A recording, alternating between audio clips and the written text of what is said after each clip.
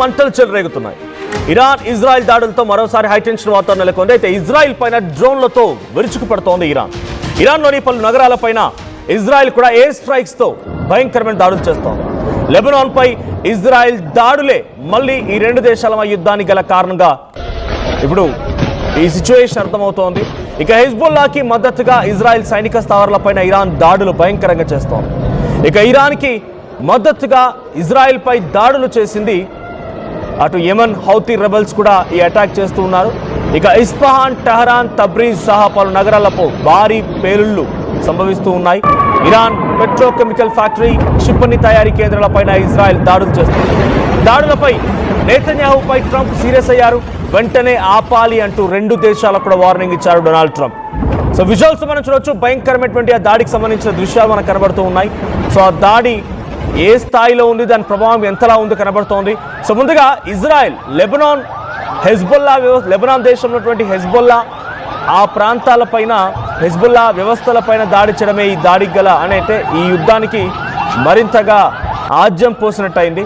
So అసలు April 8 approx, I don't exact remember the date, but April 8న ఎప్పుడైతే ఈ దేశాల మధ్య సీజ్ ఫైర్ చేసుకోవాలి అనే ఒక అండర్స్టాండింగ్కి వచ్చారో ఆ సమయంలో చాలా క్లియర్గా ఇరాన్ కొన్ని కండిషన్స్ పెట్టింది. మా ప్రాక్సీ దేశాలపై కూడా దాడి చేస్తే మేము ఊరుకోము, అది కూడా సీజ్ ఫైర్ కిందకే వస్తుందని చెప్పి ఇరాన్ కండిషన్ పెట్టింది. ఆ కండిషన్లో ఏంటి, ప్రాక్సీ దేశాలు అని అంటే యెమెన్, లెబనాన్, సిరియా, ఈ దేశాలని కూడా ఇరాన్కి కొంత మద్దతుగా ఉండే దేశాలు, ఇరాన్ సహాయం తీసుకునే దేశాలు. అయితే ఆ దేశాలపై దాడిని, హమాస్ హెజ్బుల్లా వ్యవస్థలపై దాడిని, గాజాపై మళ్ళీ దాడిని మేము తీవ్రంగా దీన్ని యుద్ధంగానే భావిస్తాం, మేము దాన్ని సీజ్ ఫైర్ బ్రేక్గానే భావిస్తామని చెప్పి ఇరాన్ చెప్పుకొచ్చింది. అలా చెప్పిందో లేదో మరుసటి రోజు దాడి జరిగింది. ఈ దాడిని ఇజ్రాయెల్ ఏం చెప్తోంది, అవును మాపై వాళ్ళు దాడి చేస్తుంటే మీరు రిటిలియేట్ చేస్తున్నారు, మీరు చెప్పారు కదా అని చెప్పి వాళ్ళు దాడి చేస్తుంటే మేము చూస్తూ ఊరుకోలేం కదా, సో మాపై వాళ్ళు థ్రెటన్ చేస్తున్నారు, మాకు ఆ యాక్టివిటీ ఉంది కాబట్టి మేము వాటిని తిప్పి కొడుతున్నాము. హమాస్, హెజ్బుల్లా ఈ వ్యవస్థల్ని, ఈ సంస్థల్ని, అటు లెబనాన్, సిరియా ప్రాంతాలపై అటాక్ని కూడా ఆ రకంగానే ఇజ్రాయెల్ సంబోధించింది. కానీ అమెరికా అధ్యక్షుడు డొనాల్డ్ ట్రంప్కి పదే ఇరాన్ చెప్పుకొచ్చింది, ప్రాక్సీ దేశాలపై దాడిని కూడా మేము మాపై దాడిగానే భావిస్తామని చెప్తున్నాము అని చెప్పి పదే ఇరాన్ చెప్పినా కూడా ఏమాత్రం ఇజ్రాయెల్ వినలేదు. సరే, 1-2 రోజుల తర్వాత మళ్ళీ ఆ యుద్ధం ముగిసింది. ఆ హమాస్, హెజ్బుల్లా వ్యవస్థలపై, లెబనాన్, సిరియాలపైన ఇజ్రాయెల్ దాడి చేయకుండా అమెరికా అధ్యక్షుడు డొనాల్డ్ ట్రంప్ కొంత నిలువరించే ప్రయత్నం చేశాడు. కానీ ఇప్పుడు మళ్ళీ మొదలైంది. ఇజ్రాయెల్, అటు ఇరాన్, అమెరికా ఈ 3 దేశాల మధ్య యుద్ధం కొంత చర్చల నేపథ్యంలో ఖతార్ వేదికగా జరుగుతున్న చర్చలు కొంత ముందుకు వస్తూ ఉన్నాయి. యుద్ధం ముగించడానికి అన్ని రకాల కండిషన్స్ని ఇరాన్ కూడా యాక్సెప్ట్ చేస్తోంది. కాబట్టి మళ్ళీ హమాస్, హెజ్బుల్లా పైన ఇజ్రాయెల్ దాడి చేసిందా? హమాస్, హెజ్బుల్లా వ్యవస్థల పైన ఇరాన్ కొన్ని సపోర్ట్ ఇస్తుంది. వాళ్ళు డైరెక్ట్గా యుద్ధాన్ని ఆపినా వీళ్ళ చేతి ఎప్పటికీ నాపై అటాక్ చేయిస్తూనే ఉంటారు, సెల్ఫ్ డిఫెన్స్లో భాగంగానే నేను ఇది చేస్తానని చెప్పి ఇజ్రాయెల్ నెతన్యాహు చెప్తూ ఉన్నారు. సో హమాస్, హెజ్బుల్లాల వ్యవస్థలపైన దాడిని, లెబనాన్, సిరియాలో అటాక్స్ని, ఎయిర్ స్ట్రైక్స్ని అటు ఇరాన్ తీవ్రంగా ఖండిస్తోంది. ఈ నేపథ్యంలోనే ఇరాన్ మళ్ళీ ఇజ్రాయెల్ పైన అటాక్ చేసింది. టెల్ అవీవ్ ప్రాంతం, నార్థన్ పార్ట్ ఆఫ్ ఇజ్రాయెల్ ఉత్తర భాగాన భయంకరమైనటువంటి దాడి చేపట్టింది. అయితే ఉత్తర భాగాన అది లెబనాన్కి సమీపంగా ఉన్నటువంటి ప్రాంతం. సో ఆ ప్రాంతంలో ఇప్పుడు ఇరాన్ మిసైళ్లతో 10 నుంచి 12 మిసైల్ నిన్న దూసుకువెళ్ళాయి. పలు డ్రోన్లు కూడా ఇజ్రాయెల్ టార్గెట్గా ఆ డ్రోన్లు, మిసైల్ అన్ని కూడా దూసుకువెళ్ళాయి ఇరాన్ వైపు నుంచి. ఇప్పుడు దానికి ప్రతీకార చర్యలో భాగంగా నిన్న ఇరాన్ కూడా యుద్ధం మొదలుపెట్టి ఇరాన్ పైన భయంకరమైనటువంటి దాడి చేసింది ఇజ్రాయెల్ కూడా యుద్ధం మొదలుపెట్టి ఇరాన్పై దాడి చేసింది. ఇదే క్రమంలో చాలా భయంకరమైనటువంటి యుద్ధం మళ్ళీ మొదలైంది. సో లాస్ట్ 24 అవర్స్గా ఏం జరిగింది? సో 10 నుంచి 15 మిసైళ్లు ఇరాన్ వైపు నుంచి ఇజ్రాయెల్ని టార్గెట్ చేస్తూ దూసుకెళ్లాయి. సో ఇది కేవలం Hezbollah. So particularly strikes on Hezbollah linked targets in Beirut. So Lebanon, Israel actions in Lebanon and particularly strikes on Hezbollah linked targets in Beirut. So వీళ్ళపై attack చేయడం తిప్పి కొడుతున్న ఇరాన్ అటాక్ చేసింది. Israeli air defence system reportedly intercepted all maximum of the missiles. ఎటువైపు నుంచి ఏ missile వచ్చినా వాటిని intercept చేసే ప్రయత్నం ఇజ్రాయెల్ చేసింది. నో మేజర్ క్యాజువాలిటీస్, ఎటువంటి మరణాల సంఖ్య అయితే నమోదు కాలేదు. బట్ కొంత ఇజ్రాయెల్లో మొన్నజర్ అటాక్లో భాగంగా ఒక 4-5 చనిపోయినట్టుగా వార్తలు వచ్చాయి. ఆ తర్వాత Israel retaliated with air strikes inside Iran. So Isfahan, Tabriz, Karaj and many parts of western Iran, ఈ ప్రాంతాల్లో ఇజ్రాయెల్ కూడా భయంకరమైనటువంటి దాడికి పాల్పడింది. ఆ తర్వాత చాలా వరకు ఈ దాడులు జరుగుతున్న మరణాలు మాత్రం చాలా తక్కువ సంఖ్యలో ఉన్నాయి, క్యాజువాలిటీస్ చాలా తక్కువ సంఖ్యలో ఉన్నాయి. Yemen Houthis movement also launched missile towards Israel. Yemens కూడా ఇజ్రాయెల్ పైన కొన్ని దాడులకు పాల్పడే విధంగా మిసైల్ని ప్రయోగించారంట. Triggering air raid sirens in parts of the country. So వీళ్ళు ప్రయోగించడంతో అక్కడ ఎయిర్ సైరన్స్ మోగాయి. మరోసారి ఎమర్జెన్సీ సిచ్యువేషన్, అందరూ కూడా బంకర్లోకి వెళ్ళి దాక్కున్నారు. And Iraqi militia allied with Iran has threatened to join the conflicts if fighting expands further. Oil prices rose globally. మరోసారి ఆయిల్ ధరలు పెరిగిపోయాయి, క్రూడ్ ఆయిల్ ధరలు పెరిగిపోయాయి. Thousands have reportedly been killed so far from the 2026 Iran Lebanon. కొన్ని వేలాది మంది చనిపోయారు. జనవరి 1, 2026 నుంచి ఈ రోజు వరకు సుమారుగా కొన్ని వేలాది మంది చనిపోయారు.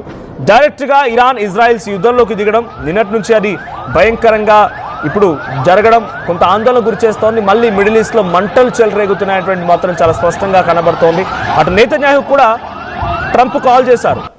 నెతన్యాహుకు కాల్ చేసి యుద్ధాన్ని ఆపేయి, వెంటనే ఈ దాడులు ముగించేయి, లెబనాన్పై దాడులు ఆపేసాయి, సిరియాపై దాడులు ఆపేసాయి, హెజ్బొల్లాని కొట్టడం ఆపేసాయి, హమాస్పై దాడిని ఆపేసాయి. వీటిని నిలువరించగలిగితే యుద్ధాన్ని మనం ఆపగలుగుతాం, లేదంటే ఇది మరింత నెక్స్ట్ లెవెల్గా వెళ్ళే అవకాశం ఉంది. నీపై మళ్ళీ దాడులు చేస్తున్నారు, నా సహాయం కోరుతానంటే నేను వచ్చే ప్రసక్తి లేదంటూ కూడా ఒక రకమైన వార్నింగ్ కూడా ఇచ్చినట్టు తెలుస్తోంది. కానీ నెతన్యాహు మాత్రం నువ్వు చెప్తేనే వినను, నా దేశంపై అటాక్ జరుగుతూ ఉంటే మీరే చెప్తే అది చేయాలా, నా దేశ ప్రజల్ని కాపాడుకోవాల్సిన అవసరం భారత నాకు లేదా అన్నట్టుగా నెతన్యాహు కూడా రిప్లై ఇచ్చారంట. ఇది ఏకంగా డొనాల్డ్ ట్రంప్ తన ట్వీట్లో మెన్షన్ చేశారు. I called Netanyahu on regarding the happenings in middle ఈస్ట్లో జరుగుతున్నటువంటి వాతావరణ విషయంలో మళ్ళీ నేను నెతన్యాహుతో మాట్లాడుకొచ్చాను. I asked him to withdraw his war, అనే యుద్ధాన్ని ఆపివేయమని చెప్పి నేను రిక్వెస్ట్ చేశాను అని చెప్పి కూడా డొనాల్డ్ ట్రంప్ ట్వీట్ చేయడం మనం చూస్తూ ఉన్నాం. సో ఇప్పుడు ఆ ట్వీట్కి కానీ ఆయన ఫోన్ కాల్కి కానీ ఎటువంటి సమాధానం లేదు. నెతన్యాహు వైపు నుంచి ఎటువంటి రియాక్షన్ లేదు. యుద్ధం ఇంకా జరుగుతూనే ఉంది.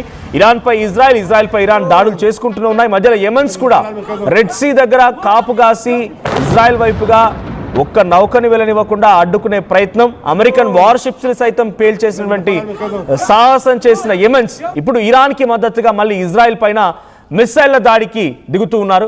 సో ఇజ్రాయెల్పై దాడి దిగుతోంది, ఇరాన్ ఇజ్రాయెల్పై దాడి దిగుతోంది. రెండు దేశాలు ఇజ్రాయెల్ని అతలాకుతలం చేస్తున్న, అటువైపు నుంచి యెమెన్స్ దాడి చేస్తుంటే ఇటువైపు నుంచి ఇరాన్ దాడి చేస్తోంది. మధ్యలో ఇజ్రాయెల్ రెండు దేశాల వైపు నుంచి వచ్చే మిసైల్స్ని సమర్థవంతంగా ఎదుర్కొంటున్నప్పటికీ కొంత ఇబ్బందికర పరిస్థితి అయితే ఉంది.